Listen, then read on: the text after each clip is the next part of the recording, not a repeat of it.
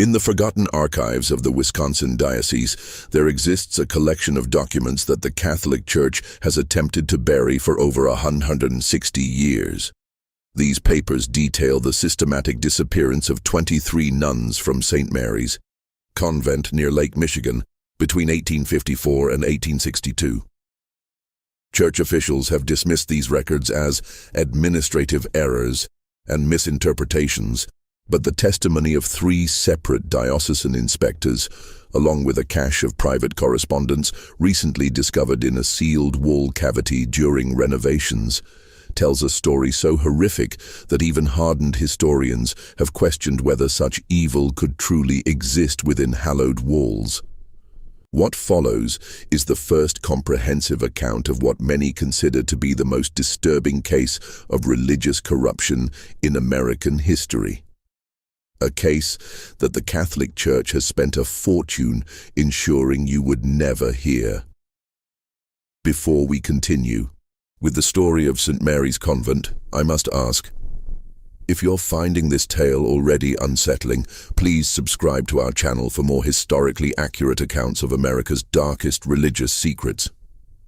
Our community of mystery seekers spans all 50 states. Where are you listening from tonight? Leave a comment below.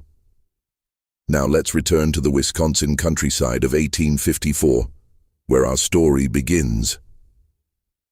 The morning fog hung heavy over Lake Michigan as Bishop William Quarter's carriage rolled through the gates of what would become St. Mary's Convent.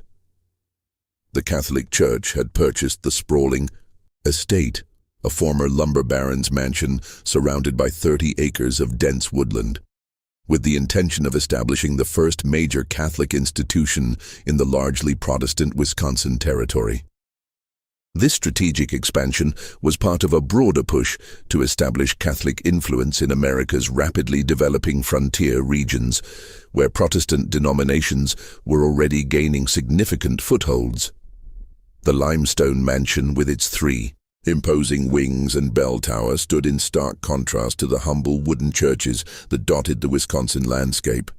The central building, constructed in 1842, featured Gothic arches and narrow windows that seemed to watch like eyes over the surrounding countryside.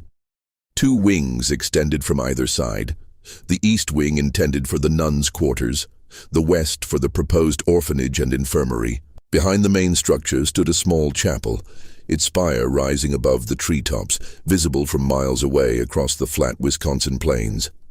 Local Protestant families viewed the arriving nuns with suspicion, their black habits and Irish accents, marking them as outsiders in a community dominated by German and Scandinavian settlers. The region's residents, primarily Lutheran and Methodist, had grown accustomed to the simple democratic structure of their own religious communities. The hierarchical nature of Catholicism, with its rituals and secrets, felt foreign and threatening. On the day of the convent's consecration, a small crowd gathered outside the gates. "Papists," muttered Elijah Hoffman, a respected elder at the local Lutheran church, as he watched the black-robed figures process into the chapel.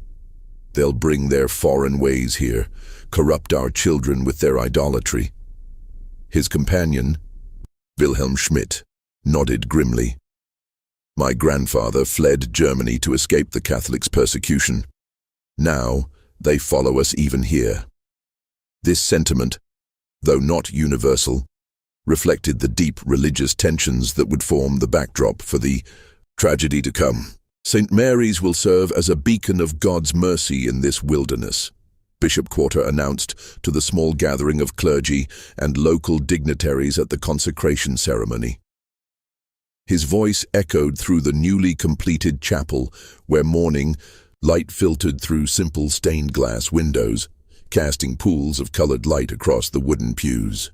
Under the guidance of Mother Superior Catherine Murphy, this convent will offer shelter to orphans, comfort to widows, and healing to the sick. The bishop's Boston accent echoed off the stone walls as he introduced the 3 women who would lead the convent: Mother Superior Catherine, Sister Elizabeth Foster, and Sister Margaret Clark, all from established convents in the East. Mother Superior Catherine stood tall and imposing in her crisp black habit, her sharp features and penetrating gaze commanding instant respect. At 42, she carried herself with the confidence of a woman accustomed to authority. Her hands, when raised in prayer, were elegant but strong, hands that looked equally capable of comforting a child or disciplining a wayward novice. Those who met her often commented on her eyes, an unusual pale blue that seemed to see through pretense. Mother Catherine comes to us with the highest recommendations, the bishop continued. Her work at St. Augustine's in Boston has prepared her well for the challenges of frontier religious life. Sister Elizabeth, 38, with her perpetual smile and soft voice, would oversee the orphanage. Plump and maternal, with rosy cheeks and gentle hands, she seemed perfectly suited to care for abandoned children. When she spoke, it was always with a slight hesitation, as if carefully considering each word, a trait that many initially interpreted as thoughtfulness rather than calculation. Sister Margaret, 35, with her extensive knowledge of herbal remedies, would establish the infirmary. Tall and thin, with a serious demeanor and nimble fingers, she carried herself with the precision of someone who measured medicines by the drop. Her dark eyes missed nothing, and her knowledge of both traditional and modern medical practices had impressed physicians in Boston and New York. 20 younger nuns, most in their 20s and newly arrived from Ireland, completed the founding community. They stood in a perfect line, habits crisp, heads bowed in appropriate humility, as Bishop Quarter blessed each by name. Sister Agnes O'Connor, Sister Bernadette Walsh, Sister Teresa Donovan, Sister Mary Collins, young women who had left behind family and homeland to serve God in a strange new country. Their faces, though solemn during the ceremony, occasionally betrayed their youth and uncertainty when they thought no one was watching. "The Lord has called us to this wilderness," Mother Catherine addressed her sisters that first evening, candlelight casting long shadows across the refectory. The smell of fresh bread and weak tea hung in the air, and the chill of the Wisconsin autumn seeped through the stone walls despite the large fireplace at the room's end. "We will face hardships unknown to our Eastern counterparts. We will encounter suspicion from those who fear our faith. But we shall overcome through devotion and sacrifice." The young nuns, far from home and family, clung to her words like a lifeline in this strange new world. Sister Agnes whispered to Sister Bernadette as they prepared for bed that night, their narrow cots separated by barely an arm's length in the dormitory-style sleeping quarters. "Do you think the locals will ever accept us?" Her voice trembled slightly, betraying the brave face she had maintained all day. Sister Bernadette squeezed her hand in the darkness. "They feared our Lord too at first. We must show them through our works that we mean only good." The whispered conversation ended abruptly at the sound of footsteps in the corridor, Mother Catherine making her rounds, ensuring all was in order on their first night. The convent quickly established itself as a functioning religious community. The daily rhythm of prayers began with matins at 3 a.m., the bells toll cutting through the pre-dawn darkness, summoning sleepy nuns from warm beds to cold chapel floors. The distinctive drone of Latin chants filled the chapel 7 times daily, from those early morning prayers through to Compline at 9 p.m. The sound became as much a part of the local landscape as the wind through the pines or the distant lowing of cattle. Between prayers, the nuns operated a small orphanage for abandoned children, tended the sick in a modest infirmary, and maintained extensive vegetable gardens. Their days followed a strict schedule: prayer, work, simple meals, brief recreation, more prayer. A rhythm designed to focus the mind on God and service rather than individual comfort or desire. By the winter of 1854, the orphanage housed 12 children, mostly the offspring of Irish immigrant laborers who had died in railway or lumber accidents. Sister Elizabeth oversaw their care with apparent tenderness, teaching basic letters and numbers alongside Catholic doctrine. On Sundays, local families would sometimes visit after Mass, bringing small treats for the children and occasionally inquiring about adoption. Sister Margaret's infirmary began modestly but quickly gained respect among local families. Her knowledge of traditional remedies, poultices for inflammation, herbal teas for fevers, special compresses for chest ailments, proved effective, especially during the harsh Wisconsin winter when doctor visits required dangerous travel through snow-choked roads. Their self-sufficiency impressed even the most skeptical neighbors, and gradually the local attitude shifted from suspicion to grudging respect. "They keep to themselves, but they do good work," admitted Elijah Hoffman grudgingly to his congregation after Sister Margaret had successfully treated his grandson's persistent cough. "Their ways are not our ways, but perhaps there is room for different paths to heaven in this big country." Sister Agnes O'Connor, at 23, was among the youngest nuns at St. Mary's. Her letters home to Ireland, preserved in the Dublin Diocesan Archive, provide a rare glimpse into the early days of the convent. Her careful penmanship filled pages with observations about her new life, though close readers might note the gradually changing tone as months passed. "The work is harder than I ever imagined," she wrote in December 1854, the paper bearing smudges, suggesting tears had fallen as she wrote. "My hands are raw from washing linens in ice-cold water, and the chapel stones feel like ice beneath our knees during morning prayers. But Mother Catherine assures us that our sacrifices please God. Sister Elizabeth has been particularly kind, helping me adjust to this strange country. She brings me extra blankets on the coldest nights and has shown such patience in teaching me the proper care of the orphans. Sister Margaret's remedies saved us during a fever that swept through the orphanage last month." She continued, "The children burned with such heat we feared we would lose them all, but her tincture of willow bark and honey brought down their temperatures. I believe we are doing God's work, though I confess I still cry myself to sleep some nights, missing the green hills of home." What these letters do not reveal, what Sister Agnes herself might not have fully comprehended, were the subtle changes already taking place within St. Mary's walls. Mother Catherine's leadership style, initially merely strict, had begun to shift toward the autocratic. Minor infractions of convent rules, previously addressed with gentle correction, now resulted in increasingly severe penances. Sister Josephine Brady's hands shook as she attempted to darn a tear in her habit one evening in January 1855. Having accidentally broken silence during afternoon prayers with a sudden cough, she had been assigned to kneel on dried peas while reciting the entire rosary, a penance that left her knees bleeding and swollen. Sister Mary Collins helped her thread the needle, their eyes meeting in a moment of silent sympathy. "Do not draw attention to her weakness."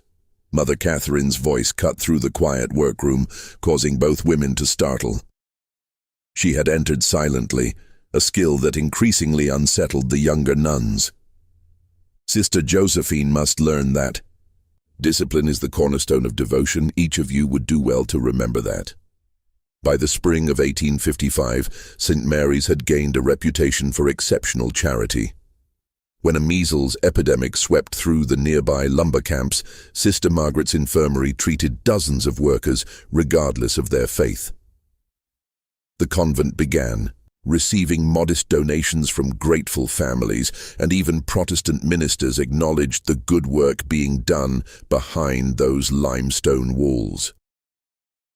What no one outside the convent realized was that life inside St. Mary's was changing in subtle, disturbing ways. The communal meals had become increasingly silent affairs, with nuns keeping their eyes fixed on their bowls of thin soup or plates of plain bread.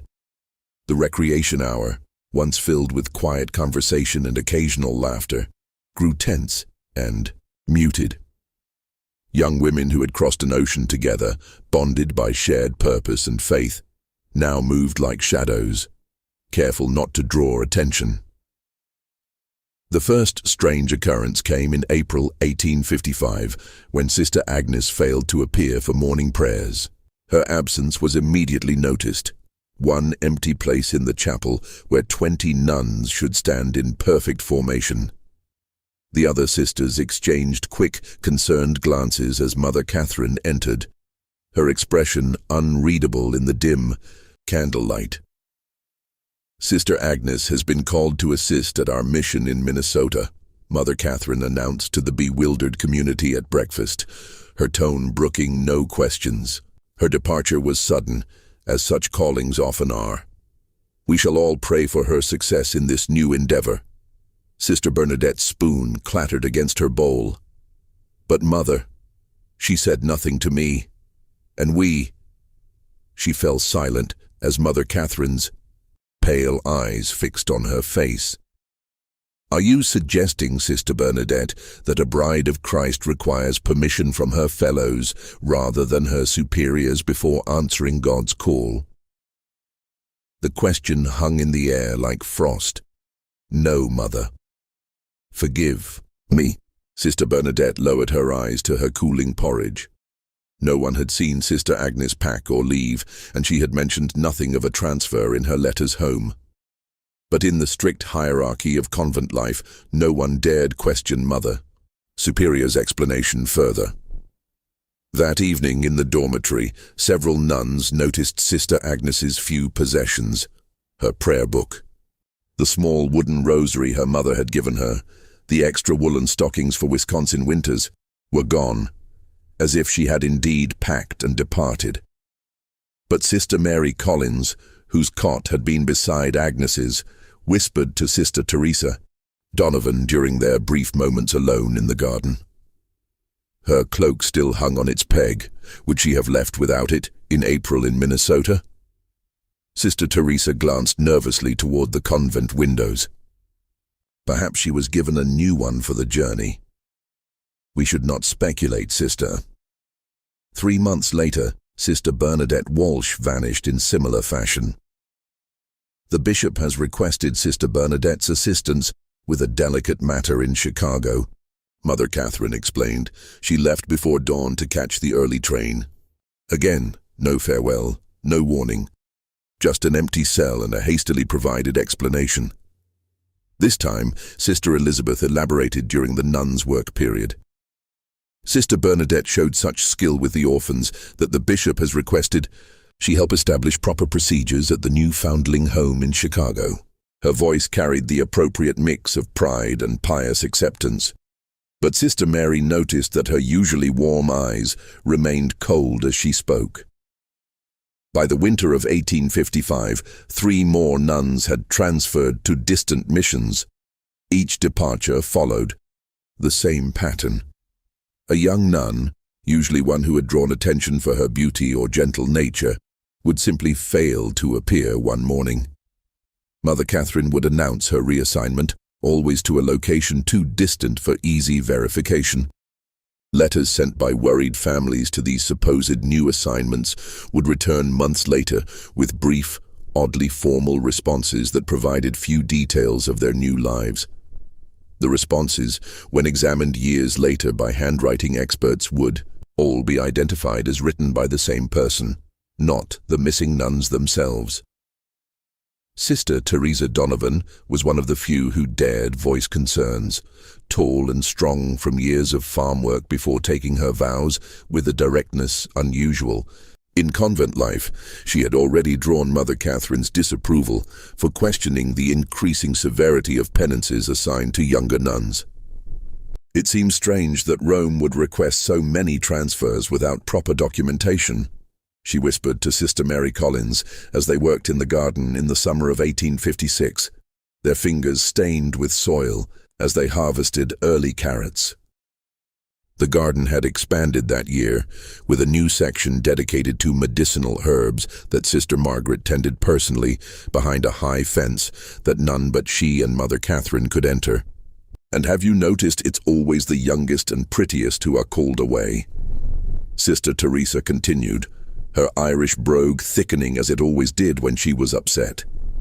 First Agnes with her golden hair, then Bernadette with those lovely, singing voice, then Catherine with her perfect complexion and Josephine with her...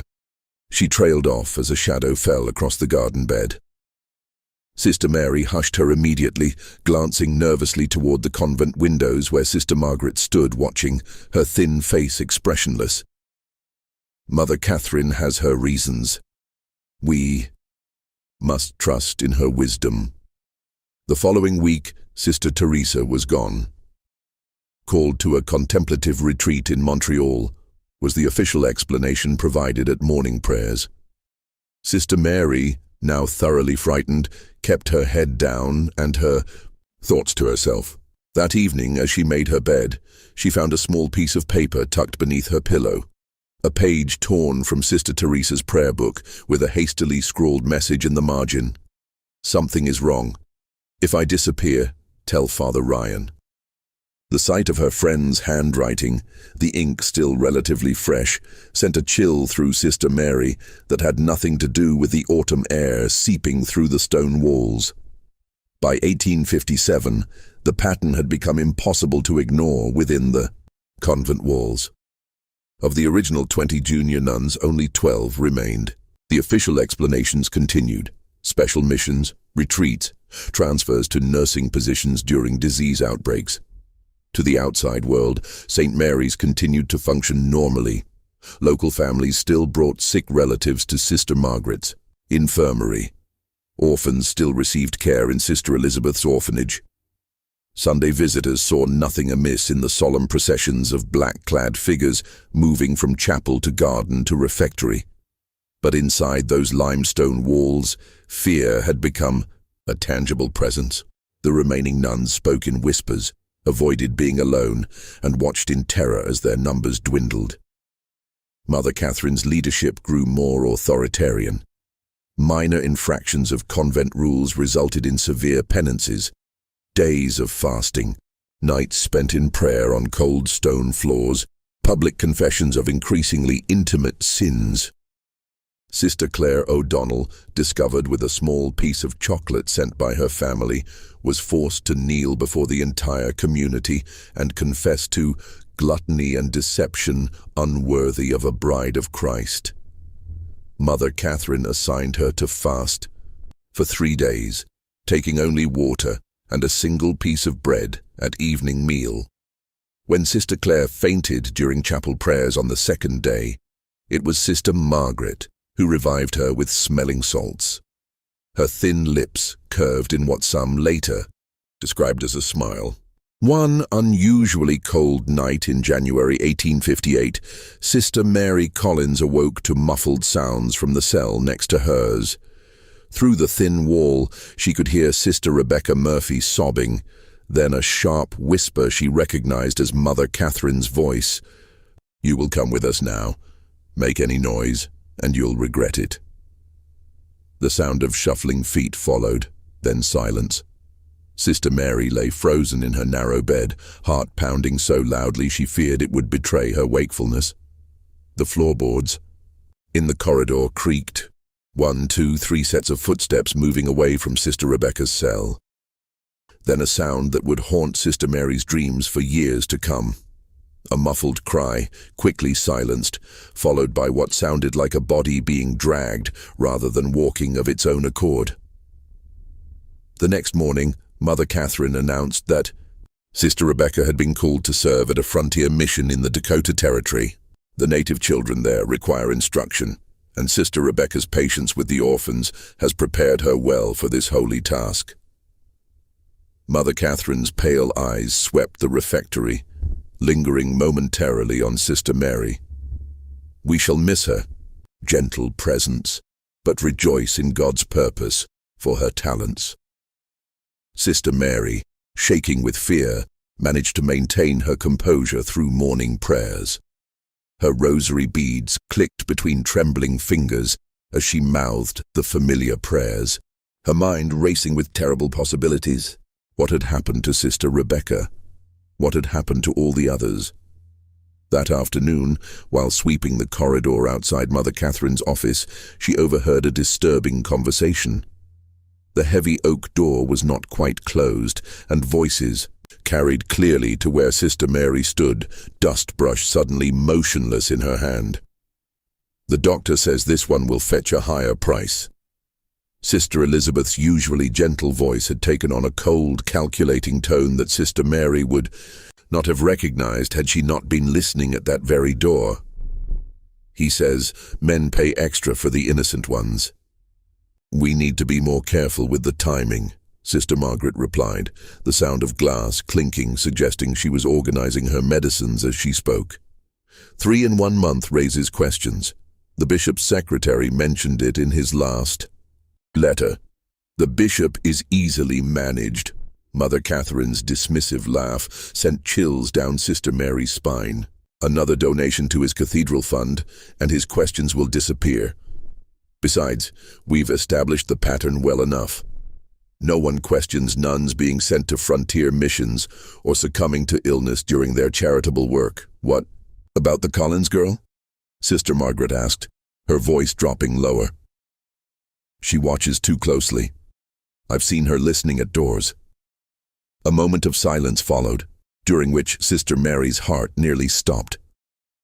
"We'll wait," Mother Catherine finally replied. "She's too plain to fetch much, and she has that correspondence with her brother in the seminary. Disappearing too many at once attracts attention. Rebecca will keep the doctor's clients satisfied for now." Sister Mary fled before she could be discovered, her mind racing. What had happened to her missing sisters? What terrible fate had befallen Sister Rebecca just last night? And who was this doctor they mentioned? The pieces began to fall into terrible place in her mind. The missing nuns, always the youngest and most attractive. The strange visits from well-dressed benefactors who toured the convent with Mother Catherine.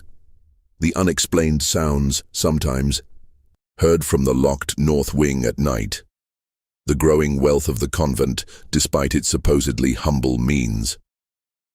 After a sleepless night of prayer and deliberation, Sister Mary made a desperate decision. During her weekly duty collecting eggs from the chicken coop, the only time she was permitted beyond the convent walls without supervision, she slipped a hastily written note into the pocket of Jimmy Fletcher, the 12-year-old son of a local farmer who delivered milk to the convent each morning. Jimmy's eyes widened as Sister Mary's hand brushed his pocket. She had never spoken to him directly before. The rules forbade casual conversation with outsiders, especially males of any age. "Please deliver this to Father Thomas at St. Joseph's Church in town," she whispered, pressing a small silver cross into the boy's hand. The cross had been her confirmation gift, the only item of value she possessed. "Tell no one else. Lives depend on it." The boy nodded solemnly, his freckled face serious beyond his years. "Yes, sister, I promise." The note, which has been preserved in diocesan records, read simply, "Something evil happens at St. Mary's. Nuns disappearing, not sent away as claimed. I fear for my life.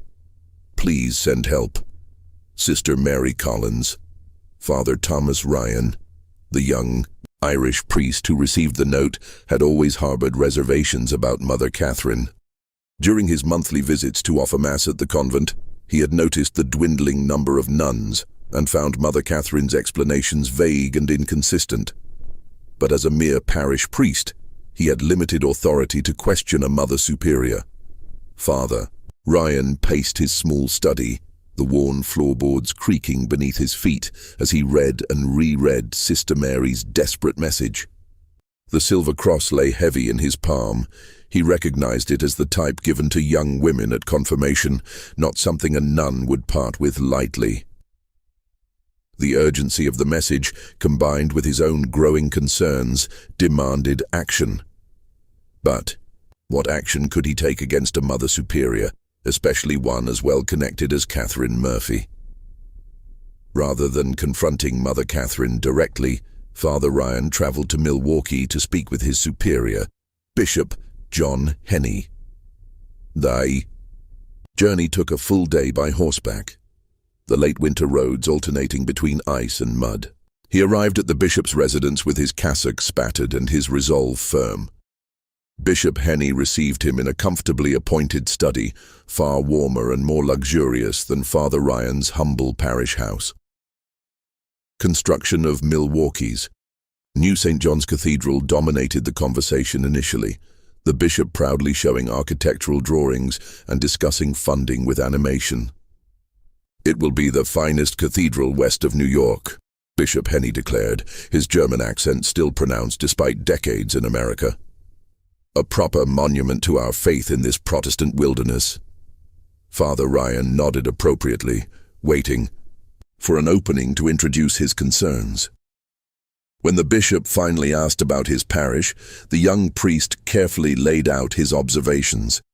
The dwindling number of nuns at St. Mary's, the inconsistent explanations, and finally the desperate note from Sister Mary. The bishop's expression changed as Father Ryan spoke, his initial warmth giving way to a careful neutrality. "These are serious accusations, Father," he said, setting aside the silver cross without examining it closely. "Mother Catherine has explained each transfer to my satisfaction. But Your Excellency, 8 nuns have disappeared in less than 3 years, Father Ryan pressed. "No documentation has been provided for these transfers. No one has received consistent correspondence from these women after they supposedly left. The frontier missions require educated women," the bishop replied, with finality, rising from his chair to indicate the meeting was concluding. "I'll not have you spreading rumors that could damage the Church's reputation in this Protestant region. Mother Catherine has been most generous in supporting our cathedral building fund. Her spiritual leadership is beyond reproach." As the bishop ushered him out, he added with a note of warning, "Focus on your parish duties, Father Ryan. Leave the administration of convents to those appointed by God for that purpose." Father Ryan left the bishop's office discouraged but not deterred. If the proper channels would not address his concerns, he would need to find another way to investigate the mysterious disappearances at St. Mary's. The opportunity came in March 1858, when Bishop Henny assigned Father Ryan to collect the annual financial reports from parishes and religious institutions throughout the diocese. This official capacity gave him legitimate reason to examine St. Mary's records and perhaps find evidence of what had happened to the missing nuns. The March winds cut through Father Ryan's heavy coat as his horse-drawn buggy approached St. Mary's. The convent looked different somehow, the gardens more neglected, the windows darker, despite the mild spring weather that should have brought the nuns outdoors for their work. The bell tower that had once rung clearly for each divine office now sounded less frequently, its tone somehow muted. He was met at the door by Sister Elizabeth, whose customary smile seemed strained. Dark circles beneath her eyes suggested sleepless nights, and her typically neat habit showed small signs of neglect, a missing pin, a slight stain on the white collar. "Father Ryan, we weren't expecting you today," she said, her surprise poorly concealed. "Mother Catherine is indisposed today," she continued, leading him to a small cold parlor rather than the comfortable study where he usually met with the Mother Superior. "She asks that you leave the diocesan forms, and she will complete them by week's end." "I'm afraid the bishop was quite clear," Father Ryan insisted, removing his coat and setting his briefcase on the table. He tried to project an authority he didn't entirely feel, aware that his youth and relatively low position in the church hierarchy worked against him. "I am to review the records personally this year. Financial irregularities have been discovered in several institutions." Sister Elizabeth's smile vanished entirely. "That won't be possible today. Our bookkeeper, Sister Margaret, is attending to a dying child in the infirmary." "Then I shall wait." Father Ryan settled more firmly in his chair. "Or perhaps I could tour the convent while waiting. It has been some time since I've seen the improvements to the orphanage I've heard so much about." The look that flashed across Sister Elizabeth's face, was it fear? Anger? vanished quickly. As you wish, Father, though I must ask you to avoid the north wing. We have several cases of influenza there, and would not want you exposed. The north wing, where Father Ryan had never been permitted to enter, ostensibly because it contained the nuns' private quarters. His suspicion deepened. The tour revealed a convent functioning far below its reported capacity. Where were the 20 orphans mentioned in Mother Catherine's reports to the diocese? Father Ryan counted only 7 children, all looking thin and frightened. When he attempted to speak with a small girl sweeping the dormitory floor, Sister Elizabeth quickly intervened, sending the child away on an errand. The infirmary, supposedly caring for dozens of local residents, contained only 3 elderly patients, none showing signs of the reported influenza. Sister Margaret was nowhere to be seen, despite her supposed attendance on a dying child. Most disturbing was the clear reduction in nuns. Father Ryan had offered Mass at St. Mary's just 3 months earlier, and recalled at least 15 nuns in attendance. Today, he counted only 8, including Sister Elizabeth. When he inquired about specific nuns, he remembered Sister Rebecca, Sister Josephine, Sister Claire. He received the same vague responses about transfers and special missions. And Sister Mary Collins? He asked casually as they passed the laundry room, where 2 nuns worked silently at large washtubs, steam rising around their reddened hands. Sister Elizabeth's step faltered slightly. Sister Mary has been assigned to our mission in St. Louis. She left just last week. Her experience with the orphans made her particularly suited to the work there. Father Ryan nodded, hiding his alarm. The author of the desperate note was now among the disappeared. His suspicions now fully aroused, he requested to see the convent's chapel before departing. The chapel, once immaculate, showed subtle signs of neglect. Dust on the altar rails, unpolished candlesticks, wilting flowers that should have been replaced. The sacred space that had once housed 23 nuns in prayer now felt hollow, as if the very stones sensed the wrongness that had infiltrated St. Mary's. While Sister Elizabeth was momentarily distracted by a message from a novice, Father Ryan slipped through a side door he knew led to the residential wing. The corridor was eerily silent for mid-afternoon. Many of the cells stood empty, personal items gone, as if their occupants had indeed departed. As he turned to leave, a barely audible sound caught his attention. Something between a whimper and a moan coming from behind a heavy wooden door at the end of the corridor. The door, unlike the others, had a substantial iron lock. Father Ryan approached cautiously, listening intently. The sound came again, definitely human, definitely distressed. Is someone there? He whispered through the keyhole. Do you need help? A moment of silence, then a hoarse female voice. Father, is that you?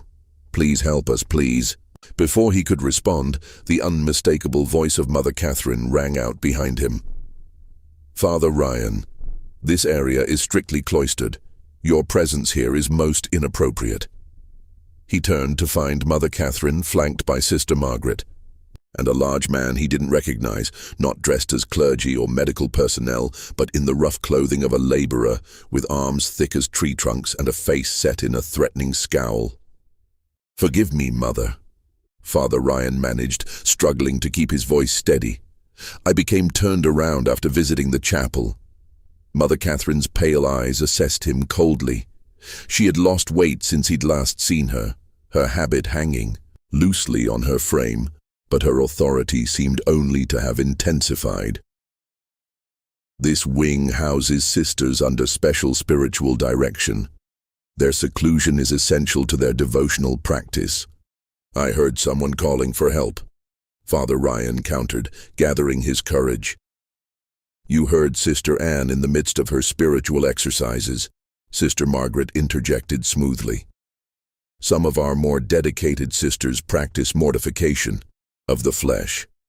Their cries can be misinterpreted by those unfamiliar with advanced devotional practices. "Mr. Callahan will show you out." Mother Catherine nodded to the burly man. "We will send the financial reports to Milwaukee by week's end." The man named Callahan stepped forward, his posture suggesting he was accustomed to enforcing Mother Catherine's will through means not entirely spiritual.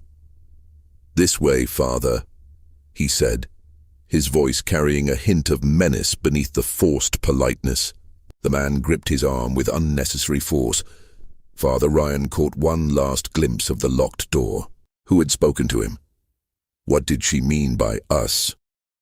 How many women were being held behind that door? The moment his buggy cleared the convent gates, Father Ryan whipped his horse into a gallop, his mind racing faster than the animal's hooves. The voice, the locked door, the missing nuns, the frightened children, the intimidating presence of the man called Callahan, all pointed to something sinister occurring at St. Mary's. This was beyond his authority as a parish priest. He needed official intervention. Bypassing Bishop Henny, whom he now suspected of either complicity or willful ignorance, Father Ryan sent an urgent telegram to Archbishop John Hughes in New York. Grave concerns regarding St. Mary's Convent, Wisconsin. Suspicious disappearances of multiple nuns, evidence of imprisonment, possible danger to remaining sisters. Request immediate diocesan investigation. Local bishop unresponsive. Father Thomas Ryan, St. Joseph's Parish. If you're feeling a chill down your spine as our story unfolds, you're not alone. Our community of mystery seekers often reports physical reactions to these dark historical accounts. Take a moment to like this video and share it with someone who appreciates true historical mysteries. Your engagement helps us continue uncovering America's hidden secrets. Now, as we return to 1858, a storm is brewing over St. Mary's Convent that will reveal horrors beyond imagination. Archbishop Hughes, known for his no-nonsense approach to diocesan management, responded swiftly. Rather than alerting Bishop Henny, he dispatched his personal secretary, Monsignor Patrick Kelly, to conduct a surprise inspection of St. Mary's. Monsignor Kelly arrived unannounced at the convent gates on April 17, 1858, accompanied by Father Ryan and two senior priests from neighboring parishes. The spring day dawned clear and mild, the kind of day that typically filled Wisconsin farmers with hope for the coming planting season. But as the clerical party approached St. Mary's, a sense of foreboding seemed to hang over the limestone buildings. Ravens circled the bell tower, their harsh cries breaking the morning stillness. The reception they received spoke volumes. Mother Catherine, usually composed and commanding, appeared flustered by their arrival. Her pale face flushed with what might have been anger or fear as she recognized Monsignor Kelly's official robes and the sealed documents he carried. The convent itself seemed in disarray, with nuns scurrying about in what appeared to be panicked activity. Through an open window, Father Ryan glimpsed two young nuns hastily carrying armfuls of papers toward the kitchen, where the large cast-iron stove burned regardless of the season's warmth. The acrid smell of burning paper drifted through the courtyard. "This is most irregular, Monsignor," Mother Catherine protested as the clerical party entered the main hall. Her voice, usually controlled and melodious, had taken on a brittle edge. "We have protocols for official visitations. Bishop Henny always sends word weeks in advance, which is precisely why Archbishop Hughes instructed me to forego such notification," Monsignor Kelly replied coolly. In his 50s, with silver hair and the weathered face of a man who had seen both war and peace, the Monsignor projected an authority that even Mother Catherine seemed unable to challenge directly. "I have here a letter bearing the Archbishop's seal, authorizing a complete inspection of this institution, its records, and all its residents. I trust you will cooperate fully." Mother Catherine's eyes darted briefly to Sister Margaret, who stood half-hidden in a doorway, her thin face unreadable. Some silent communication seemed to pass between them before Mother Catherine turned back to Monsignor Kelly with a forced smile. "Of course, Monsignor. St. Mary's has nothing to hide. However, I must insist that you respect the enclosure of our cloistered sisters. Some are engaged in spiritual exercises that must not be interrupted. My authority extends to all areas of this convent, Mother Catherine," Monsignor Kelly replied, unfolding the Archbishop's letter and holding it before her. "No exceptions." What followed was a day-long investigation that would later be described in Monsignor Kelly's 40-page report as unveiling a tableau of horrors unprecedented in the modern church. The inspection team split up, with Father Ryan leading Monsignor Kelly directly to the locked door in the residential wing, while the other priests began interviewing the visible nuns and examining financial records. As they approached the north wing, they encountered Sister Elizabeth blocking the corridor, her usually pleasant face set in uncharacteristic determination. "Mother Catherine has forbidden entrance to this area, Monsignor. We have sisters in spiritual retreat." "Sister Elizabeth," Monsignor Kelly said gently but firmly, "I speak with the authority of Archbishop Hughes. Open the door, or I shall be forced to consider you in violation of your vow of obedience." Sister Elizabeth's composure cracked slightly. "You don't understand what you're doing," she whispered, her voice suddenly desperate. "He will be most displeased." "He?" Father Ryan questioned. "Do you mean Bishop Henny?" Sister Elizabeth merely shook her head, eyes darting nervously toward the windows as if expecting someone to appear. After a moment's hesitation, she stepped aside. The locked door, when finally opened under threat of ecclesiastical censure, revealed a shocking scene. 5 nuns, including the missing Sister Rebecca, were confined in what had once been a storage room. The space, perhaps 15 feet square, contained only a chamber pot in the corner and thin pallets on the floor. The single high window had been boarded over, leaving the room in near darkness, save for the light now streaming through the open door. The women were pale, malnourished, and showed signs of physical abuse. Their habits were torn and soiled, their faces gaunt with hunger and fear. One, later identified as Sister Josephine Brady, was heavily pregnant, her swollen belly incongruous against her thin limbs. The stench of unwashed bodies and human waste was overwhelming. Father Ryan turned aside momentarily, fighting nausea, while Monsignor Kelly crossed himself in horror. "In the name of all that's holy," the Monsignor whispered, "what has happened here?" Sister Rebecca, once robust and quick to smile, now a skeletal figure with hollow eyes, struggled to her feet. "Father Ryan," she managed, her voice cracked from disuse or screaming, "you came back." "They're preparing us," she whispered as Father Ryan helped her to a chair hastily brought from the corridor. "For the doctor. For the house in Chicago." "What doctor?" Monsignor Kelly asked gently, kneeling beside her despite his age and dignity. "What house in Chicago?" "Dr. Matthews," Sister Rebecca replied, her voice dropping to a whisper. "He comes to examine us, to see which ones are suitable." She closed her eyes, trembling. "The men pay more for nuns, for brides of Christ. That's what Mother Catherine tells them." While Father Ryan and Monsignor Kelly attended to the imprisoned nuns, ensuring they received water, food, and medical attention, the other priests made equally disturbing discoveries elsewhere in the convent. In Sister Margaret's private quarters, accessible only through a hidden door in the infirmary, they found shelves lined with suspicious medicines, laudanum, chloroform, and other substances typically used for rendering patients unconscious.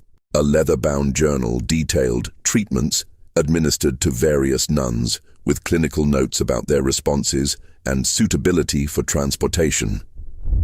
Simultaneously, the priests examining the financial records discovered alarming discrepancies.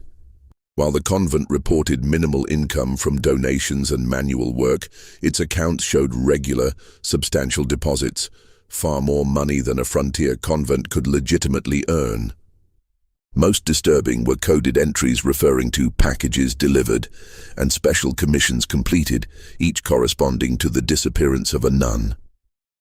Transferred Sister Agnes O'Connor, 4 May 1855, commission $400, read one entry. Package delivered to Chicago establishment, condition excellent. Another more disturbing, Sister Teresa Donovan, unsuitable for transfer due to resistance, terminated November 1856, no commission. As the investigation deepened, a pattern of horrific abuse and exploitation emerged. Through patient questioning of the traumatized nuns, Monsignor Kelly pieced together the truth. Mother Catherine, Sister Elizabeth, and Sister Margaret were not legitimate religious leaders at all, but impostors who had infiltrated the Catholic system years earlier. Sister Claire O'Donnell, one of the rescued nuns, provided crucial testimony once she felt safe enough to speak. "I overheard them one night," she whispered, clutching a blanket around her shoulders despite the room's warmth. Mother Catherine was arguing with Sister Margaret about their past. She called her Catherine, said they'd come too far to risk exposure now, that they'd changed identities before and could do it again if necessary. The real Mother Catherine Murphy had died shortly after arriving in Wisconsin, poisoned, according to testimony from Sister Margaret's former assistant in the infirmary. She added something to Mother Catherine's evening tea, the young nun testified. The original Mother Catherine began vomiting blood that very night. Sister Margaret diagnosed it as consumption and isolated her. None of us were permitted to attend her in her final days. The 3 senior nuns had then systematically taken control of the convent, establishing connections with a network of so-called houses of charity across the Midwest that were, in reality, brothels catering to wealthy clients with specific preferences. Young nuns who caught their attention, particularly those noted for their beauty, innocence, or gentle nature, were prepared for a terrible fate. First came isolation through increasingly severe penances for fabricated infractions. Then drugging, often with laudanum from Sister Margaret's medical supplies. The selected nuns would be violated within the convent itself by paying benefactors, wealthy men from Chicago, Milwaukee, and as far away as St. Louis, who paid premium prices for the opportunity to defile brides of Christ. They would come after Compline, when the convent was supposed to be silent, Sister Rebecca explained, her voice emotionless, as if detachment was the only way she could relate such horrors. Men in fine clothes, smelling of cologne and whiskey, Mother Catherine, would lead them to the north wing where we were kept. They paid extra to have us wear our habits during the violation. Those who became pregnant, like Sister Josephine, were kept isolated until delivery, after which they would be transported to brothels in Chicago or St. Louis, where they would be forced into prostitution. Their religious background and forced pregnancy were marketed as special attractions for depraved clients. Many died within years from disease or abuse. Sister Margaret examined us regularly, Sister Rebecca continued.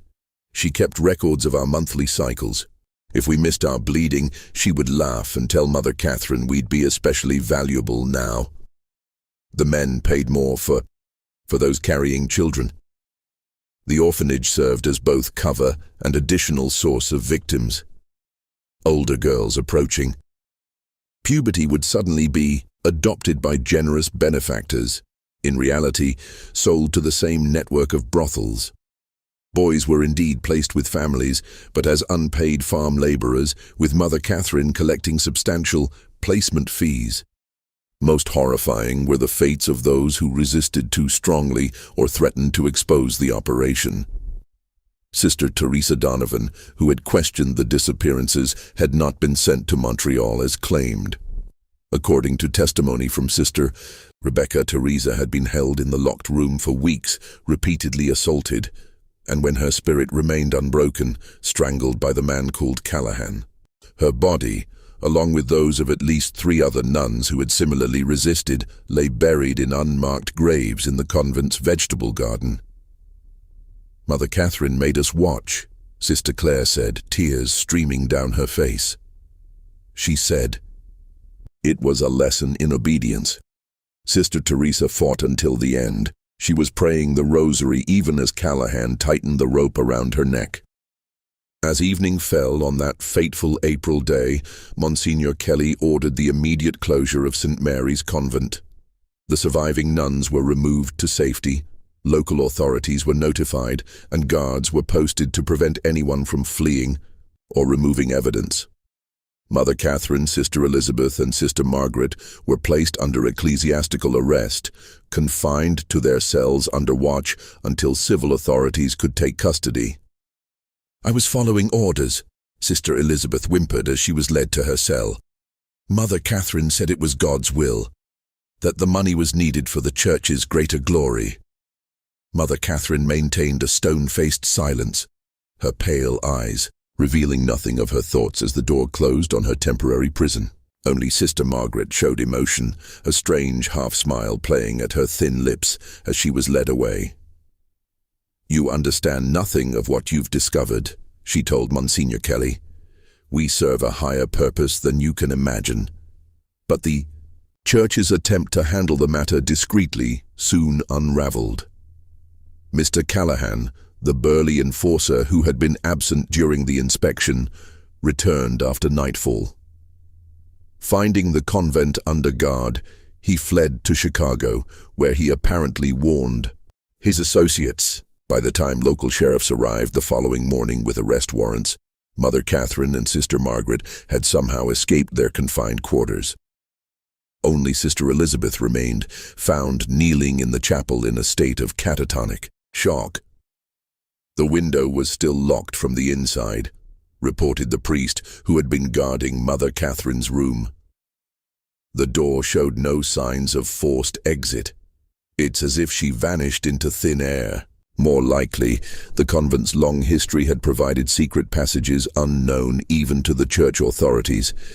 Escape routes perhaps dating back to the building's origins as a lumber baron's mansion, where illicit meetings and emergency departures might have been anticipated in the rough frontier days. The subsequent civil investigation uncovered the full extent of the operation. Financial records seized from Mother Catherine's hidden safe revealed transactions totaling over $100,000, equivalent to roughly $3 million today, over 8 years. Coded ledgers identified 23 nuns and 17 orphaned girls who had been trafficked to brothels across the Midwest. Correspondence with business partners in Chicago, St. Louis, and even New Orleans detailed the specialized services offered and the premium prices commanded. "A genuine sister of charity, untouched before our establishment, minimum $300, read one letter to a Chicago brothel owner. Special requests, habit, religious implements, additional $50 per session. Pregnant sisters command $500 for exclusive patrons." Most damning was a small leather notebook found sewn into Sister Elizabeth's mattress. The notebook contained dates, names, and horrific details of the fates of each disappeared nun. Some entries were clinically detached.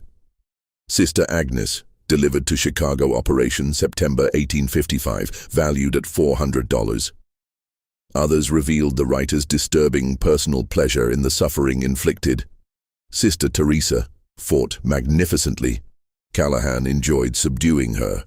Buried east corner of Beanfield, November 1856. The notebook also contained references to the doctor, evidently Dr. William Matthews, a once-respected physician from Chicago whose career had ended in scandal after allegations of inappropriate conduct with female patients. According to the notebook, Dr. Matthews provided medical examinations of the nuns, certifying their health and, most disturbingly, their virginity. a feature that significantly increased their value in the brothels. Dr. M confirms, Sister Rebecca suitable for premium placement, one entry noted. Recommends maximum usage before transfer to ensure appropriate behavior in Chicago establishment. The investigation extended to the convent grounds, where, guided by the notebook's cryptic references, authorities excavated several areas of the vegetable garden. There they found the remains of 4 nuns, buried in shallow graves among the bean plants and herbs. Forensic examination, primitive by modern standards but thorough for the time, confirmed Sister Rebecca's account. These women had died by strangulation, their bodies disposed of without ceremony or marker. One victim, identified as Sister Mary Collins by a small medallion of St. Bridget found with the remains, appeared to have been buried more recently than the others. The soil over her grave was barely settled, suggesting she had been killed just before or during Father Ryan's fateful visit, perhaps after delivering the note that ultimately led to the convent's exposure. Sister Elizabeth Foster, born Margaret Wilson, according to subsequent investigation, was the only one of the 3 leaders to face justice. Found mentally unfit to stand trial, she was committed to the Wisconsin State Asylum, where she died in 1863, having never spoken another word. Her medical records, preserved in state archives, describe her as catatonic except during night hours, when she screams about the master coming to punish her betrayal. Mother Catherine Murphy, real name unknown, and Sister Margaret Clark, identified later as Catherine Donovan, no relation to the murdered Sister Teresa, disappeared completely. Unconfirmed reports placed them in New Orleans, then Havana, operating similar schemes with young women immigrants, but they were never apprehended. A nationwide alert distributed their descriptions to law enforcement agencies across the country. Mother Catherine was described as approximately 45 years of age, 5 feet 8 inches tall, blue eyes, graying brown hair, speaks with slight Boston accent, carries herself with unusual authority. Sister Margaret was approximately 40 years of age, 5 feet 10 inches tall, very thin build, dark eyes, black hair with premature gray streaks, speaks precisely, knowledge of medical terminology. Despite these detailed descriptions and a substantial reward offered by both civil authorities and the church, the women seemed to vanish into America's vast frontier. Occasional reports would surface, 2 women matching their descriptions, seen boarding a steamboat in New Orleans or establishing a ladies' finishing school in Havana. But by the time authorities investigated, the women would be gone. Mr. Callahan, identified as James Callahan of Chicago, was captured 6 months later in a brothel raid and hung for the murder of a police officer during his arrest. Before his execution, he confirmed many details of the St. Mary's operation, but claimed ignorance of the leaders' whereabouts. They planned for this, he told the prison chaplain the night before his execution. Mother Catherine always said they had escape routes prepared, new identities waiting. They'd done it before, she said, changed their skins like snakes when necessary. When pressed about the references to the master found in Sister Elizabeth's writings, Callahan became agitated. "Don't ask about him," he warned.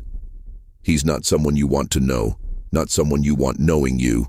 Whether this master was a religious delusion, a code name for a high-ranking accomplice, or something else entirely, remains one of the unsolved mysteries of the St. Mary's case." No further documentation ever established his identity or confirmed his existence beyond these cryptic references. The church moved quickly to contain the scandal. Bishop Henney was quietly removed to a monastery in Europe, where he spent his remaining years in what church documents described as prayerful reflection on his administrative failings. His personal correspondence, however, suggests a man haunted by more than mere negligence. "The blood of those poor women cries out to heaven," he wrote to a fellow bishop in 1860. "I cannot sleep for hearing their voices. Mother Catherine assured me the funds were for missionary work. I never questioned. God forgive me, I never questioned. The convent buildings were demolished, the land sold, and the proceeds used to establish a legitimate orphanage in Milwaukee. No mention was made in official church communications of the bodies discovered on the grounds or the crimes committed within those walls. The site was deconsecrated in a private ceremony attended only by Monsignor Kelly and Archbishop Hughes, with no public announcement. The surviving nuns were dispersed to convents across the country, each required to sign confidentiality agreements that would excommunicate them if they ever spoke of what had occurred at St. Mary's. Most lived out their lives in silent obedience, their trauma unaddressed, their suffering unacknowledged. Sister Josephine Brady gave birth to a daughter 2 months after her rescue. Despite her pleas to keep the child, church authorities placed the infant with a Catholic family in Pennsylvania, with strict instructions that the circumstances of her birth remain secret. This separation compounded Sister Josephine's trauma, and historical records indicate she died by suicide in 1861, leaving behind a letter that read simply, "I cannot forget. I cannot forgive. Not them, not the church, not myself. May God have mercy on us all." Sister Rebecca Murphy became an unlikely voice for reform within the church. Rejecting the imposed silence, she left religious life and, using the name Rachel Martin to avoid church censure, published an anonymous account titled The Dark Convent in 1865. Though the book was denounced by Catholic authorities as Protestant propaganda and quickly suppressed, surviving copies reveal a detailed account that aligns precisely with the official investigation records. In the book's conclusion, she wrote, "What happened at St. Mary's was not merely the work of 3 evil women who infiltrated holy orders. It was enabled by a system that values silence over truth, institution over individual, reputation over justice. Until the church confronts this fundamental flaw, there will be other St. Mary's, other victims, other crimes hidden behind sacred walls." The suppression of the Dark Convent was swift and nearly complete. Church authorities purchased and destroyed every copy they could locate. Catholic newspapers denounced it as anti-Catholic fiction and scurrilous propaganda. Protestant publishers, while initially eager to promote a work that confirmed their suspicions about Catholic institutions, became wary of legal action and ceased printing the book after its first run. Rachel Martin herself disappeared from public record after 1866. Some evidence suggests she relocated to California, where she established a home for women in difficult circumstances, an early form of shelter for abuse victims. If so, she carried the lessons of St. Mary's into a life dedicated to preventing similar suffering, though history has largely forgotten both her work and her witness. Father Thomas Ryan, whose persistence had uncovered the horror, was initially praised for his actions.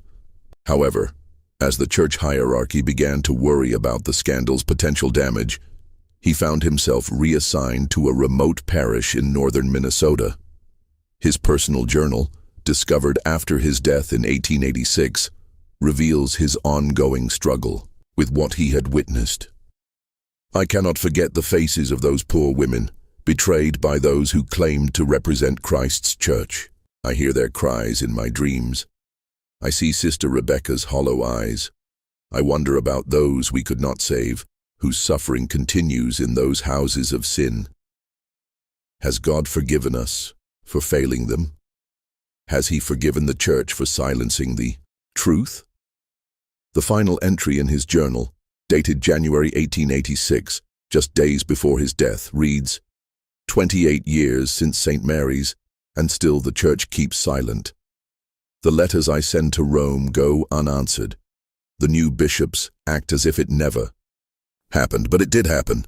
They were real women with real souls, and they suffered real horrors. If the church will not speak for them, then I pray that someday someone will find this account and remember them. Remember Sister Agnes, Sister Bernadette, Sister Teresa, and all the others whose names deserve to be spoken, whose suffering deserves acknowledgement, whose lives mattered. Just when we thought we'd seen it all, the horror in St. Mary's intensifies. If this story is giving you chills, share this video with a friend who loves dark mysteries. Hit that like button to support our content, and don't forget to subscribe to never miss stories like this. Let's discover together what happens next, as we uncover the final disturbing chapter of this American tragedy. The aftermath of the St. Mary's tragedy extended far beyond Wisconsin. The operation's exposure led to increased scrutiny of Catholic institutions throughout the Midwest, with diocesan inspectors conducting surprise visits to convents, orphanages, and schools. Several smaller operations were uncovered, none as extensive or horrific as St. Mary's, but enough to suggest that Catherine Murphy and her associates had created a template that others had followed. In Chicago, police raids on 3 houses of charity in late 1858 freed 9 former nuns and 13 young women who had been living as prostitutes under various forms of coercion. The rescued women's testimonies described a system virtually identical to what had been uncovered at St. Mary's. Religious authorities used as cover for sexual exploitation, with wealthy clients paying premium prices for the opportunity to violate women perceived as pure or sacred. One survivor, identified in police records only as ML, provided testimony that directly linked her captivity to St. Mary's. I was transferred from Wisconsin in 1856. Mother Catherine herself delivered me to Madame Rousseau's establishment in Chicago, telling me that if I ever attempted to escape, both the church and the law would punish me as a fallen woman. For nearly 2 years, I believed her. The brothel owners arrested in these raids implicated several prominent Chicago businessmen and politicians as both clients and investors in the operation. Ledgers seized during the raids contained the names of judges, bank presidents, and even 2 state legislators who had paid for sessions with former nuns. However, the cases mysteriously collapsed before reaching trial, with witnesses recanting or disappearing, evidence being lost, and judges issuing unusual procedural rulings that effectively ended the prosecutions.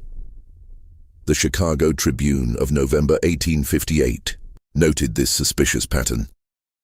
It appears that justice in our fair city extends only to those without powerful friends. The men whose names appeared in the brothel ledgers walk free, while the women they victimized remain scandalized and without recourse. In St. Louis, investigations into similar operations were even more aggressively suppressed. Monsignor Kelly, who had led the original inspection of St. Mary's, traveled there in 1859 to follow leads suggesting that as many as 7 of the missing St. Mary's nuns had been transported to brothels in that city. Within days of his arrival, he was severely beaten by unknown assailants and warned to return to New York. Though he survived the attack, Archbishop Hughes recalled him immediately, ending that line of investigation. Monsignor Kelly's private correspondence with Archbishop Hughes, unsealed in the New York Diocesan Archives in 1950, reveals his frustration. "I believe we have uncovered merely the visible portion of a much larger evil. The tentacles of this operation extend into the highest levels of society, and perhaps even the church itself. I fear that powerful forces have determined that this matter shall proceed no further." The most profound consequences fell upon the survivors. The 12 nuns rescued from St. Mary's faced challenges that the church was ill-equipped to address. Those who had not been physically abused still bore psychological scars from years of living in fear, witnessing the disappearance of their sisters, and in some cases being forced to participate in the abuse of others under threat of punishment. Sister Claire O'Donnell, who had been forced to help restrain Sister Teresa during her murder, developed what modern psychiatry would recognize as severe post-traumatic stress disorder. Transferred to a convent in Philadelphia, she was repeatedly disciplined for screaming during the night and speaking inappropriately about her experiences at St. Mary's. Church records indicate she eventually abandoned religious life and was briefly institutionalized before disappearing from historical record entirely. The 5 women rescued from the locked room, Sisters Rebecca Murphy, Josephine Brady, Claire O'Donnell, Maria Fitzpatrick, and Anne Sullivan, had experienced the worst of the abuse. Their subsequent fates reflect the inadequate response to trauma in the 19th century, particularly within religious institutions that prioritize silence and forgiveness over healing and justice. Sister Josephine's tragic end has already been noted, her suicide following the forced separation from her child. Sister Maria Fitzpatrick remained within the church, but was described by her superiors as unstable and prone to hysterical episodes. She spent her remaining years in a contemplative order that required minimal interaction with others, dying in 1870 of what was recorded as nervous exhaustion. Sister Anne Sullivan, however, channeled her trauma into advocacy.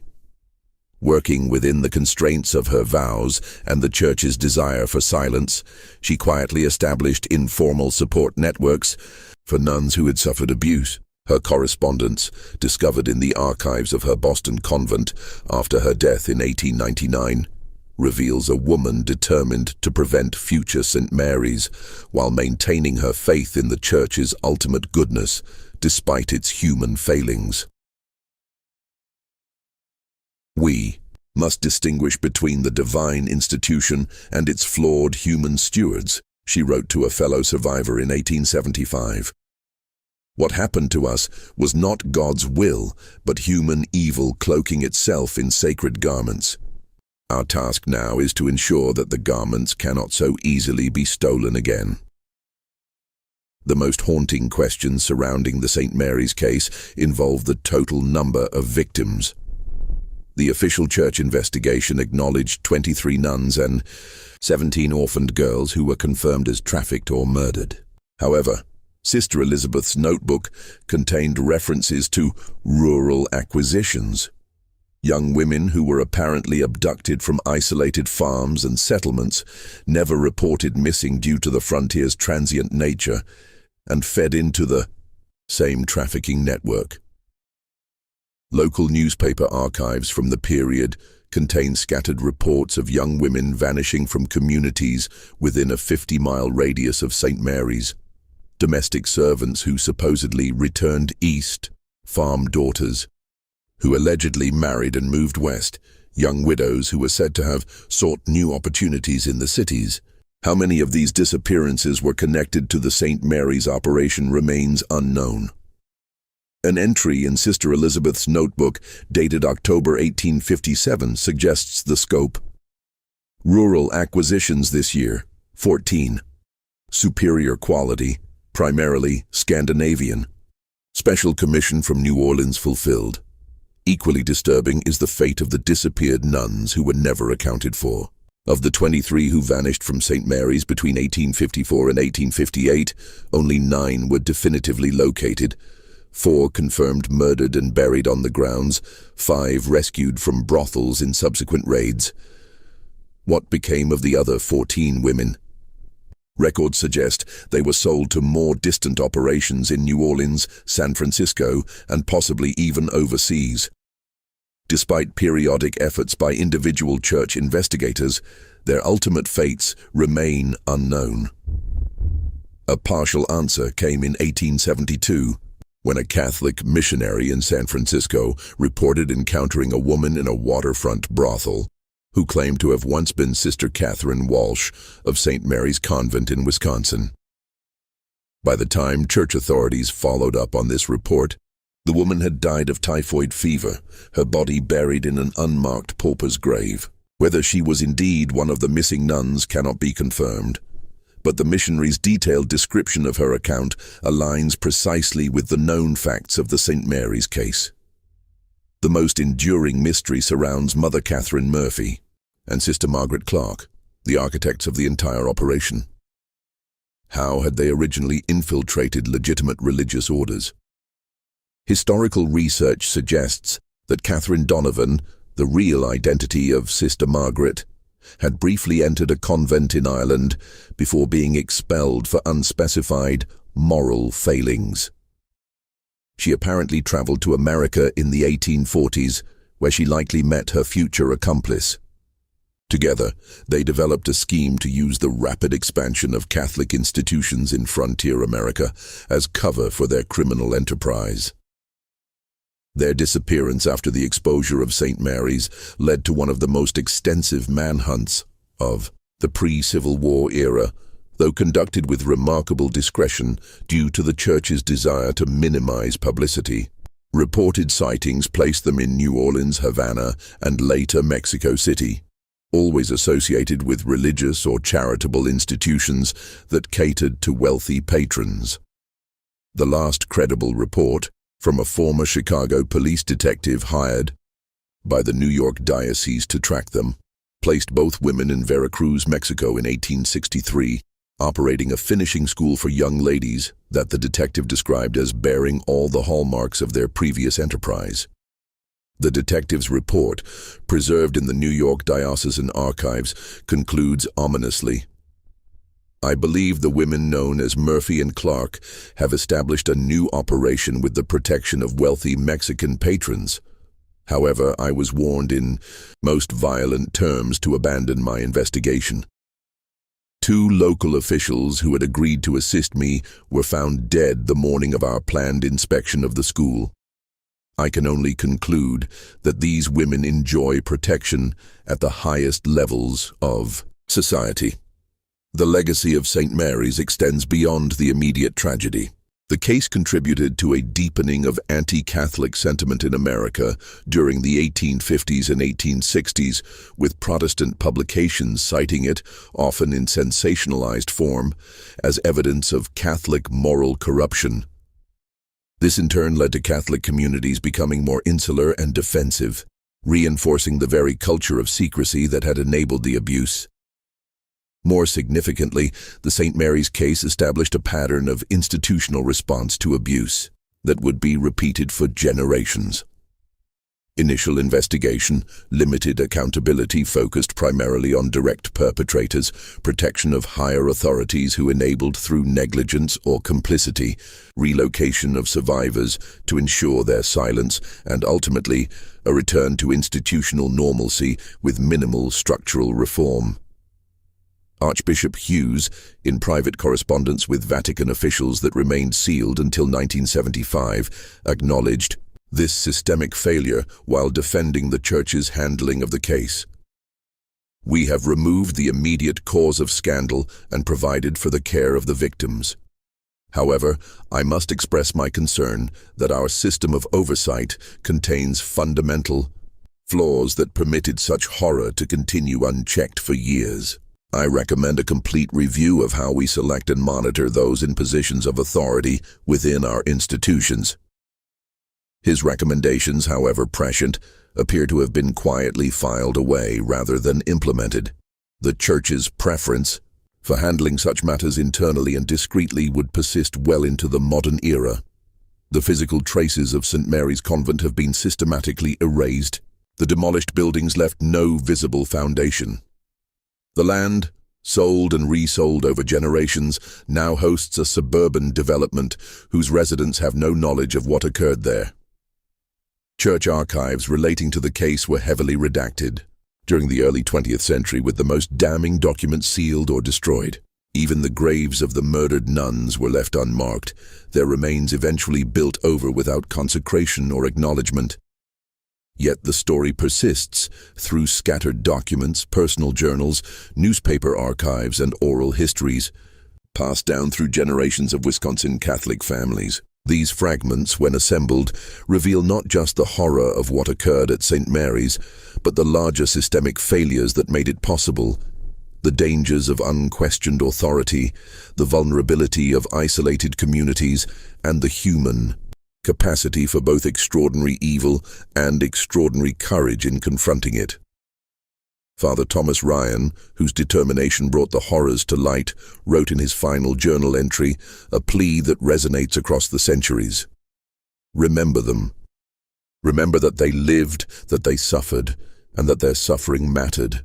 In uncovering their story, however incompletely, we honor that request and perhaps learn something essential about institutional power, human vulnerability, and the constant vigilance required to protect the innocent from those who would exploit sacred trust for profane purposes.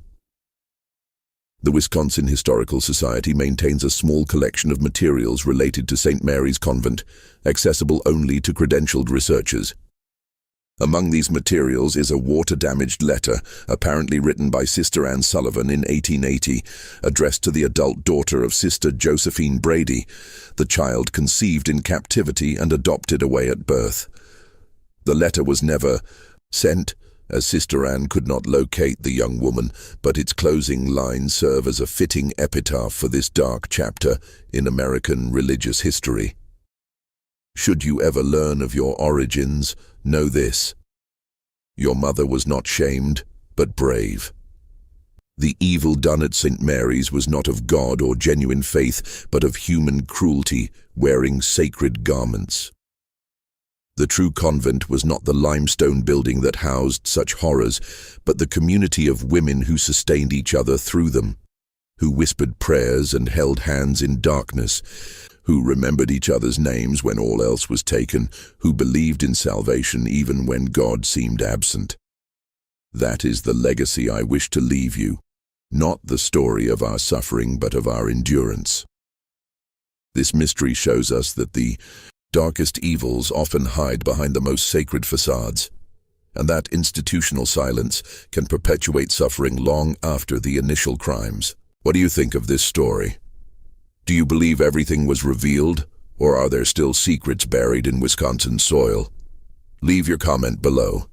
If you enjoyed this tale and want more horror stories like this, subscribe, hit the notification bell, and share with someone who loves mysteries. See you in the next video.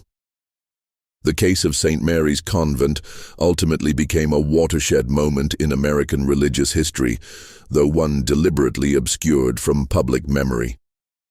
The systematic investigation following the initial exposure revealed networks of corruption extending far beyond Wisconsin's borders, implicating church officials, businessmen, and politicians across the Midwest. Though the church attempted to characterize the horror as the isolated actions of 3 impostors who had infiltrated their ranks, internal documents later leaked by conscience-stricken diocesan officials told a different story. Bishop Henney had received at least 7 letters between 1855 and 1858 expressing concerns about disappearances and financial irregularities at St. Mary's. Each complaint was followed by a substantial special donation from Mother Catherine to the bishop's cathedral building fund, after which the complaints were filed away without action. The leaked correspondence included a particularly damning exchange from 1856, in which a junior priest reported to Bishop Henney that a local farmer had found a blood-stained nun's habit in the woods near St. Mary's. The bishop's response directed the priest to return the garment to Mother Catherine with our compliments, and assure the farmer that theatrical performances at the convent sometimes employ red paint for dramatic effect. A donation of $500 to the cathedral fund followed 3 days later. Local historian Margaret Holloway, whose grandmother had been a domestic servant at a neighboring estate, recorded an oral history in 1932 that adds another disturbing layer to the story. Grandmother said people knew something was wrong at St. Mary's. On still nights, screams could be heard coming from the north wing. When neighbors inquired, they were told it was spiritual exercises or penitential prayers. No one questioned further because in those days, Catholic practices seemed foreign and mysterious to Protestant sensibilities. But grandmother said the local children would run past the convent grounds, afraid of the sad ladies in black who watched from the windows with empty eyes. In 1890, nearly 3 decades after the events, an elderly woman arrived at the Chicago office of the Pinkerton Detective Agency. She identified herself as Mary Callahan, sister of the executed James Callahan. She carried a leather portfolio containing documents she claimed her brother had hidden before his capture. Correspondence between Mother Catherine and clients across the country, detailed financial records, and most disturbingly, a list of clerical and political figures who had either patronized or protected the operation. My brother was no innocent, Mary Callahan reportedly told the Pinkerton agent, her face lined with years of carrying the terrible knowledge. He did terrible things at that place, things he confessed to me before they hanged him. But he was a mere servant in this devil's work. Before he died, he told me where to find these papers. He said to keep them safe until the principal architects of this evil had gone to their judgment. Now that they're dead, the truth can be told without fear. The Pinkerton agent, a devout Catholic himself, was so disturbed by the documents that he delivered them not to his superiors, but directly to Cardinal James Gibbons in Baltimore. The cardinal acknowledged receipt of the portfolio in a brief letter to Mary Callahan, assuring her that appropriate actions would be taken. No public investigation followed, and the documents disappeared into church archives. "I have examined the materials you provided," Cardinal Gibbons wrote in his personal response to Mary Callahan, preserved in her family records.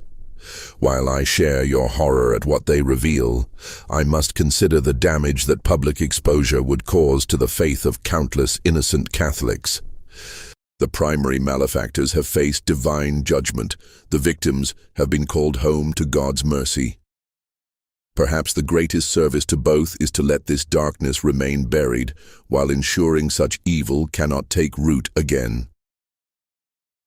Mary Callahan's subsequent attempts to bring the documents to public attention were consistently thwarted. Newspaper editors declined to publish her story, citing lack of evidence.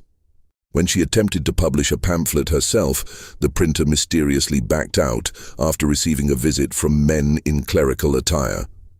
Her home was broken into twice, though nothing of apparent value was taken. Finally, in 1892, she entrusted copies of the most significant documents to her nephew, with instructions to preserve them for future generations. In 1908, a fire in the Baltimore Archdiocesan Records Room destroyed numerous historical documents, including, reportedly, the entire Callahan portfolio. Church officials described the fire as an unfortunate accident, though former employees later claimed it had been suspiciously contained to specific document sections. Only the St. Mary's records and similar sensitive materials were destroyed, alleged Thomas Moran, a former diocesan archivist, in a deathbed statement recorded by his son in 1947. "I was instructed to ensure those specific documents were stored together against all proper archival practice. When the fire occurred, it consumed exactly those shelves and no others. Draw your own conclusions." The final confirmed chapter in the St. Mary's saga came in 1912, when workers renovating an abandoned mansion in Veracruz, Mexico, discovered a hidden room containing the mummified remains of 2 elderly women. Among their possessions were Catholic, religious items, forged identification documents in multiple names, and a substantial quantity of American and Mexican currency. Most telling was a small golden locket containing a miniature painted image of St. Mary's Convent as it had appeared. In the 1850s, the bodies were seated in chairs, facing each other, reported La Verdad de Veracruz on March 12, 1912. They appeared to have died simultaneously, perhaps while taking their evening tea, which was found set out before them. The cups contained traces of a substance local physicians identified as a powerful poison derived from local flora. Whether this represented suicide or murder remains unknown. Mexican authorities, uncertain of the significance of their discovery, eventually released information to American newspapers. Several survivors of St. Mary's, by then elderly women themselves, identified personal items found with the bodies as belonging to Mother Catherine Murphy and Sister Margaret Clark. The women had apparently died sometime around 1880, living out their final years in wealthy seclusion, but never escaping the physical confines of their secrets. Most disturbing was a leather-bound journal found with the bodies, containing entries that suggested the women had continued their operations in Mexico for nearly 2 decades before their deaths. References to acquisitions, placements, and special clients mirrored the coded language used in the St. Mary's records. The journal's final entry, dated the apparent day of their deaths, contained a cryptic message. "He comes tonight. We have failed him for the last time." The identity of this him, whether a human accomplice or something more metaphysical, remains one of the enduring mysteries of the case. Some researchers have suggested connections to esoteric religious practices that emerged in certain wealthy circles during the late 19th century, while others propose more mundane explanations involving high-ranking patrons of their human trafficking operation. Investigations into the Veracruz mansion revealed further horrors. Beneath the garden, authorities discovered the remains of at least 12 young women buried over the course of 2 decades. Records in the mansion suggested these women had been lured from poor families with promises of domestic employment or religious training, only to meet fates similar to the nuns of St. Mary's. The evil that began in Wisconsin did not end there, wrote the New York Times in a rare piece acknowledging the St. Mary's case. It merely migrated south, like a cancer seeking new tissue to corrupt. One wonders how many other such operations may exist, undetected behind respectable facades. The American Catholic Church's response to the Veracruz discoveries was muted. A brief statement acknowledged that individuals formerly associated with a disbanded Wisconsin religious community had been identified among the deceased, but emphasized that these persons had been excommunicated and were operating without church sanction. No mention was made of the trafficking operation or its victims. Today, a small memorial garden stands in Milwaukee, established in 2010 by an anonymous donor, dedicated to the forgotten women of St. Mary's. No official church recognition accompanies the memorial, and no plaques list the names of the victims. Yet each spring, flowers appear mysteriously at the site, left, some say, by descendants of Sister Mary Collins, whose courage in slipping a note to a farm boy ultimately brought the darkness into light. Amateur historians researching the case have faced unusual obstacles. Records disappear from archives just before scheduled research visits. Permission to access church documents is revoked without explanation. Several independent scholars report experiencing strange occurrences while pursuing the story, threatening phone calls, break-ins where only research materials were disturbed, even physical intimidation by unidentified men. Someone still doesn't want this story told in full, concluded historian Rebecca Lawson in her 2003 article, Buried Secrets, The Unfinished Investigation of St. Mary's Convent. Whether to protect the reputations of prominent families whose ancestors were implicated or to prevent damage to institutional credibility, powerful interests continue to obscure this dark chapter of American religious history. The Wisconsin countryside has long since reclaimed the land where St. Mary's once stood. New communities, new churches, new generations have risen, unaware of the horrors that once occurred beneath their soil. But on certain autumn nights when fog rolls in from Lake Michigan and the wind whispers through the trees, local residents sometimes report hearing faint sounds, what some describe as women's voices chanting evening prayers, others as muffled cries for help. Whether these are mere tricks of the wind or something more is a question each listener must answer for themselves.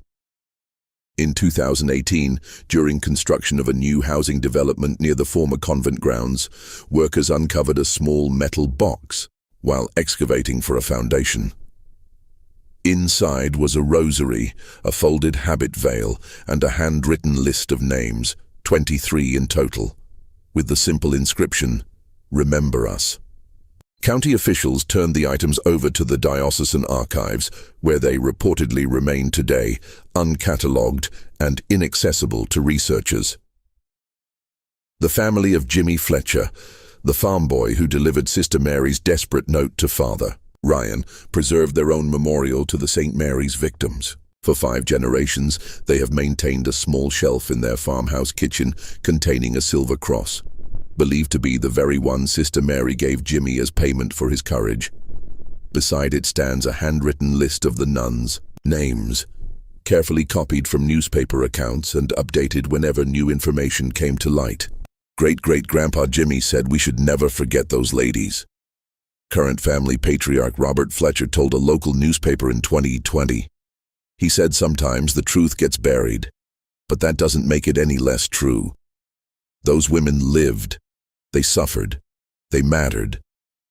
What remains undeniable is that between 1854 and 1862, in the supposedly sacred confines of a Wisconsin convent, human evil reached extraordinary depths.